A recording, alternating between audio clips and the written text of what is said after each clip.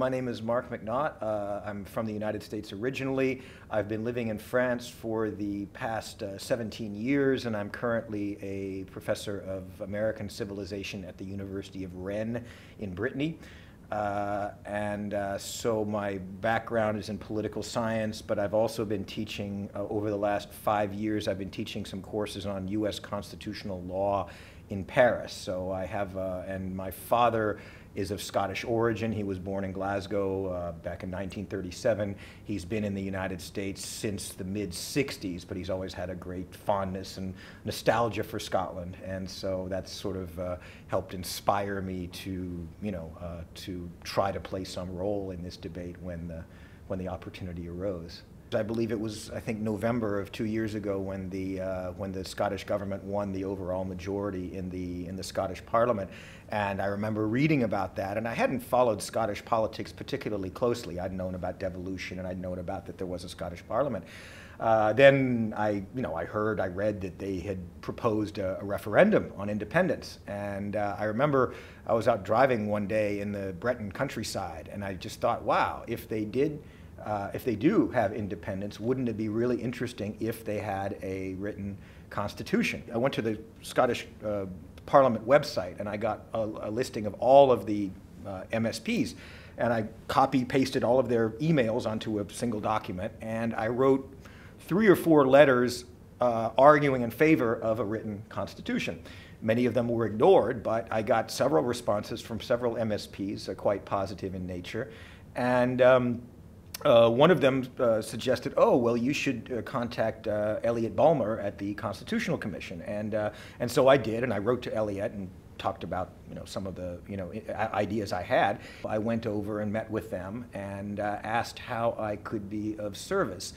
And they suggested that I begin to write a weekly column in Newsnet talking about constitutional issues, which I've been doing for well over a year up to this point. And I began my first article by suggesting that Scotland had a blank slate to write a written constitution, and that if they became independent, that none of the precedents would necessarily hold, and that there was a real opportunity, a real blank slate for Scotland to create something completely new. I've spent a few months in Scotland, so I'm not someone who knows very intricately the political terrain. But with the people I've spoken to, it's almost as if there's a very deep skepticism about politics in general. The Scottish people, having undergone the Thatcher era and the intense emotions that evokes when you speak to many Scots and many Northern English and others as well, you realize how you understand the cynicism towards politics, and the idea that it's just that way. Politicians are all corrupt. Everything it can't get any better. It's just that way. We have to live with it. And I'm really hoping that as the debate evolves, that more people will see that if good mechanisms are put in place, it truly can be better. If we look at the level of, for example, in the United States and in Westminster, the level of corporate corruption, it's just unbelievable. And the degree to which corporations and wealthy individuals virtually write laws and have just complete control over the regulatory process to the just completely that has the effect of just shutting the regulatory process down. And we see how dangerous that can be with not only the financial crisis, but things like fracking and these other really dangerous methods of energy extraction that should never have been made legal. So you see these types of things, and you're like, yeah, you can make a better system. You can institute better legal and regulatory structures that can make things better, and Scotland is a small enough country. I mean, the idea that, well, if Scotland leaves, they won't have the same clout. I'm not sure what, I mean, I know they're speaking about, on the world stage, being able to quote unquote pack a punch and these other things that the Westminster politicians like to use. But I think, Scotland is of such a size of 5-odd million people where they really have, it's a good size where they can really, where Scots can really make strides in really improving society, especially given the oil revenues that are their, are their right under international law. It is kind of jarring to see, I mean, just if you read certain media outlets, certain newspapers where they cover the things as just like these kind of bolts of lightning. Like, for example, I don't know, Mario Monti in the EU says, "Oh, Scotland will have to reapply." Ooh, and all the different newspapers and the BBC. "Oh, it's a big blow to Alex Salmond. He's his dreams of a free Scotland are crushed by some bureaucrat saying some whatever."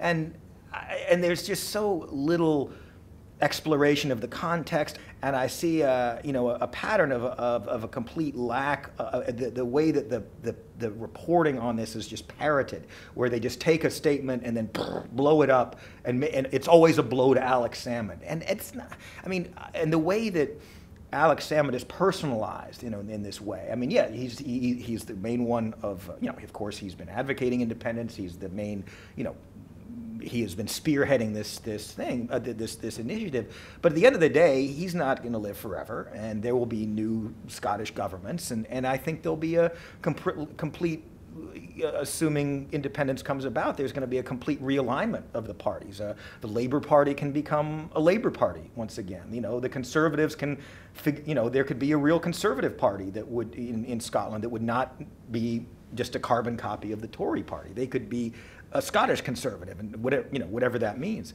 and same, I guess, the same with the Liberal Democrats. So and the SNP. So this personalization of it has been really depressing to see that the way that it's covered, just the way it's personalized, and it's not seen as the momentous event that it will be if, of course, if it votes yes. Again, I think that I'm sure more Scots are waking up to what an incredible opportunity this is. But I think it's imperative that there will be more and more support. And I'm predicting a significant win for the Yes campaign, and independence. In my view, how could they not? I mean, when you have this kind of historical opportunity, it's like, how could you not seize it? At the end of the day, I wonder if it was not for the nuclear weapons, if it was not for the oil revenues, and if it was not for the possibility of Great Britain's status as a world power being somewhat diminished by Scottish succession, whether they would care at all. I don't know, because if they have this attitude, well, you can't go it alone, you can't, you're incapable of governing yourself, you're too weak, too poor, you need us big, you need us to protect you, that kind of narrative, or so you can pack a punch on the world stage. If they really believe that, why wouldn't they just let Scotland go and say, sure, have your independence, no problem, So again, I really wonder if it weren't for those elements, whether Westminster would really care whether Scotland left or not. But beyond that, I'm really not sure. If this goes through, if Scots vote yes, this will be the nail in the coffin of the British Empire, and the same with Catalonia and Spain. I mean, it's not only that their overseas holdings have been, with very few exceptions, will no longer, like Grenada or Gibraltar or the Falkland Islands, but I mean a part of their territorial integrity on their home base will have been, and so I think that there's a real, the day after a yes vote, they're in for quite a realization that even the Act of Union, which made Great Britain, will no longer be effect. What will they call themselves? What will their flag be? Well, all of these existential questions will pose themselves, and I think it will ultimately force the United Kingdom government to come to grips with what the UK has become, and spend less energy focusing on being this world power, and then focusing more on making the place a better place to live, and a less inegalitarian society for what's left of its residents. I think given their historic rivalry to Great Britain, a lot of them are in favor of it, they just to stick it to the English. But they're starting now to become, there's been more press coverage of it, I think, and we'll see a lot more of that over the years to come. Their government has their own concerns. I mean, the French have, for example, Brittany and Corsica and the Basque Country and other places that, could potentially, so I don't think I wouldn't expect the French government to say too much about it up until independence. But I think among the population, there's there's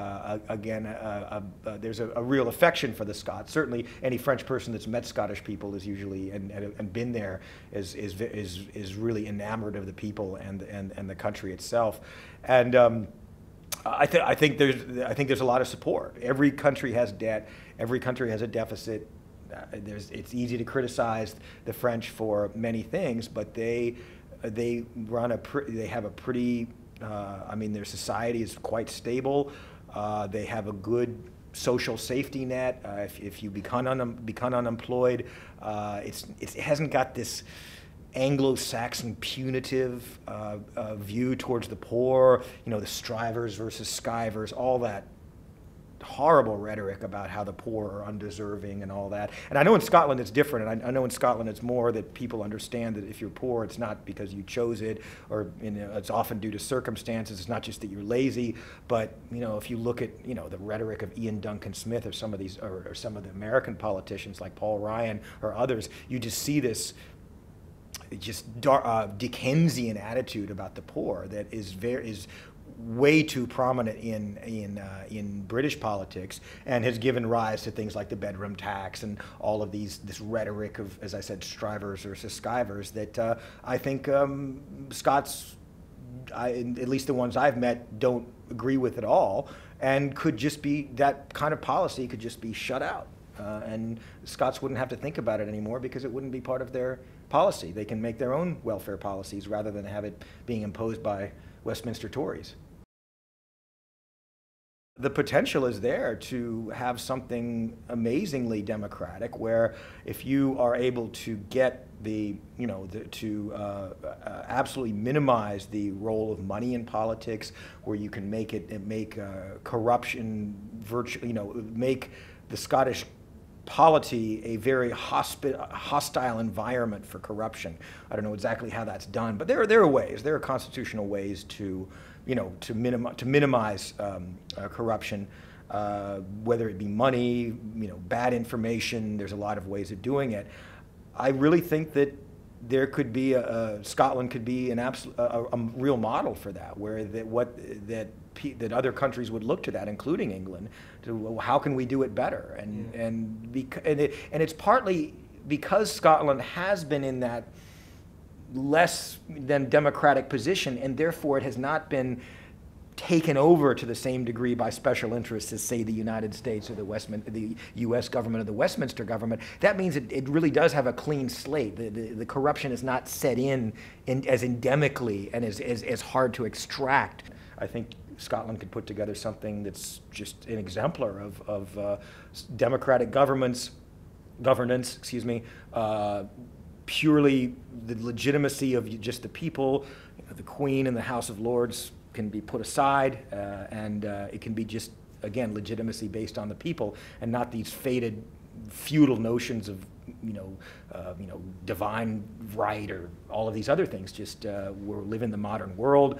I think Scots can have faith that their people are a caring and just people, and that they can create something that reflects that in a constitution and a political system.